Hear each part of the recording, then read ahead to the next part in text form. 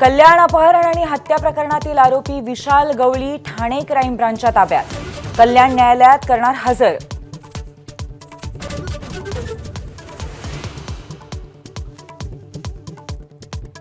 कल्याणमधील घटनेप्रकरणी मुख्यमंत्री फडणवीसांची ठाणे पोलीस आयुक्तांशी चर्चा. खटला फास्ट ट्रॅक कोर्टात चालवण्याचे आदेश, तर आरोपीला फाशीच्या शिक्षेचं खासदार श्रीकांत शिंदेंचं आश्वासन.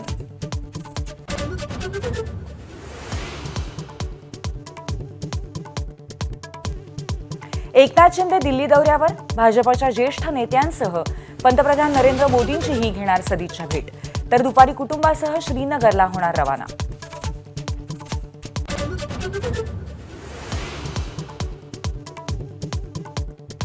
निवडणूक निकालानंतर शरद पवारांच्या राष्ट्रवादीत बदलाचे वारे. शरद पवार लवकरच भाकरी फिरवणार असल्याची विश्वसनीय सूत्रांची माहिती. विविध सेलसह प्रदेशाध्यक्षही बदलणार असल्याची चर्चा.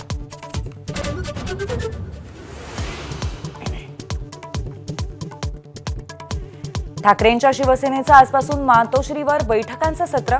29 डिसेंबरपर्यंत पदाधिकाऱ्यांची बैठक. उद्धव ठाकरे घेणार विधानसभा निहाय आढावा.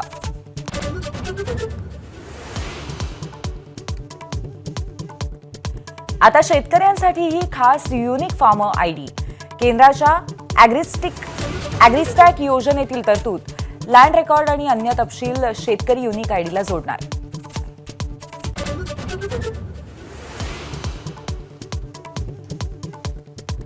राज्यभरातल्या मंदिरांमध्ये आठवड्यातून एकदा महाआरती करण्याचा ऐतिहासिक ठराव. शिर्डीच्या मंदिर महासंघाच्या अधिवेशनात एकमताने ठराव संमत.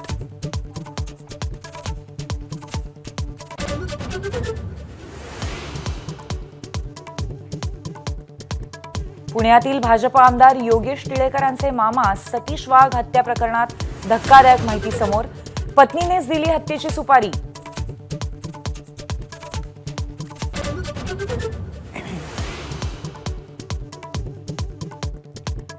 गांधीजी पहिल्यांदा काँग्रेस अध्यक्ष झाल्याच्या शतक महोत्सवानिमित्त बेळगावात काँग्रेसचं सेलिब्रेशन.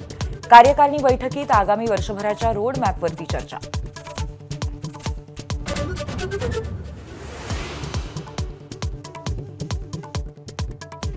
कडाक्याच्या थंडीत उत्तर भारत गोठला. जम्मू काश्मीर आणि हिमाचलमध्ये बर्फवृष्टी. श्रीनगरमध्ये उणे 7 तर हिमाचलमधील लाहोल स्पितीमध्ये उणे 10 अंश सेल्सिअस तापमान. मुंबईतही थंडीचा जोर पुन्हा वाढला.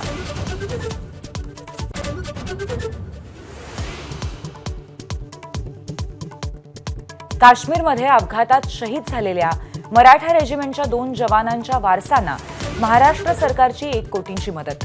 मुख्यमंत्री देवेंद्र फडणवीस यांची एक्स पोस्टवर घोषणा.